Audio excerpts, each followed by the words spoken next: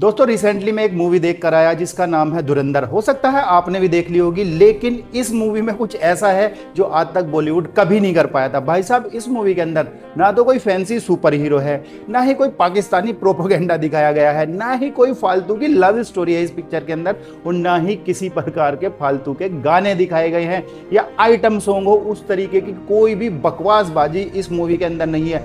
आप मूवी के बारे में सोचेंगे जरा दिमाग से तो आपको समझ में आएगा क्या बॉलीवुड डर गया है साउथ के सिनेमा से। जब से साउथ से अच्छी अच्छी पैन इंडिया मूवी इंडिया के अंदर आने लगी हैं और लोगों ने, हिंदी भाषी लोगों ने भी उन्हें जम के प्यार लुटाया है, जम के पैसा लुटाया है, तब से बॉलीवुड में थोड़ी सी तो अकल आने लगी है। स्पेशली अगर धुरंधर की बात करें तो धुरंधर मूवी कहीं भी कोई प्रोपेगेंडा करती हुई नजर नहीं आती है। इस मूवी के अंदर आपको सबसे अच्छी चीज क्या मिलेगी, एक तो रियल घटनाओं का इसमें जिक्र किया गया है, चाहे वो हमारे पार्लियामेंट पे अटैक हो या फिर कांधार हाईजैक वाली घटना हो या फिर 26/11 की जो आतंकवादी घटना हुई थी हमारे देश में मुंबई में, उसके ऊपर खुल के बात की गई है। इवन यहां तक दिखाया गया है कि भाई जो पार्लियामेंट अटैक हुआ था उसके रियल जो फुटेज हैं वो भी यूज की गई है। सबसे पहले आप देखिए, पहली पुरानी मूवी में हमेशा बोला जाता था कि हमारे पड़ोसी मुल्क ने हमला कर दिया है या ये आतंकवाद का कोई धर्म नहीं होता, ये सब चीजें दिखाई गई थी। लेकिन इसकी कहानी 90% के करीब पाकिस्तान की ही घटना दिखाती है। पाकिस्तान में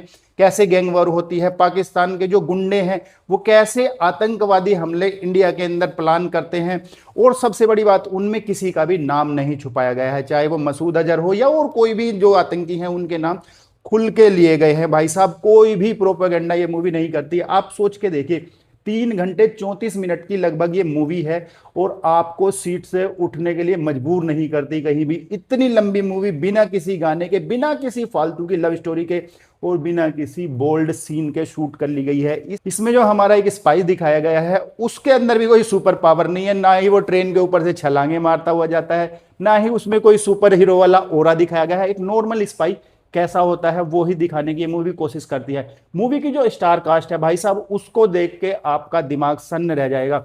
ऐसे ऐसे स्टार छांट के लिए है जिनका कोई बहुत ज्यादा पीछे की तरफ कोई हाइप नहीं है। एक सिनेमा का एक स्टार है हमारा विनोद खन्ना जी का लड़का अक्षय खन्ना। भाई साहब, उसकी आप चाहे मूवी देख लीजिए पिछले वाली, चाहे उसकी दृश्यम देख लीजिए, आप छावा देख लीजिए, और अब यहाँ पे भाई साहब रहमान डकैत के रूप में जो उसने धूम मचाई है, वायरल चल रहे हैं भाई साहब उसके गाने बॉबी देओल वाले की तरह।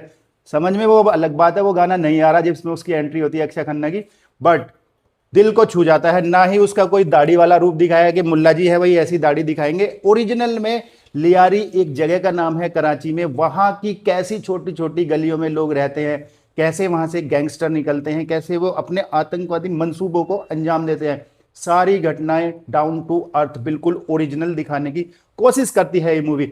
इस मूवी की इतनी बड़ी खास बात है, आप ये जान लीजिए, पाकिस्तानी भी इस बात को लेकर दुखी हैं कि एक इंडियन डायरेक्टर ने इंडियन एक्टर लेके ऐसी मूवी बना दी जो पाकिस्तान की रियलिटी दिखाती है। पाकिस्तान के अंदर भी इस मूवी को लेके जलन है कि यार इंडियनों ने इतना डीपली रिसर्च करके एक लियारी जैसी जगह को, जिसका नाम भी शायद आपने पहले कभी नहीं सुना होगा, इतना डीपली कैसे दिखा दिया है। और भाई साहब, सबसे बड़ी बात इस मूवी की, चैप्टर वाइज जैसे जैसे मैंने बताया, कलाकार संजय दत्त का चैप्टर अलग दिखाई देता है आपको, अर्जुन रामपाल अलग से दिखाई देते हैं, और लास्ट में आप रणवीर सिंह क्या जल लगे इसमें, लंबी दाढ़ी करके एकदम मस्कुलर लग रहे हैं, और कोई सुपर हीरो वाला ओरा नहीं दिखाती है ये मूवी।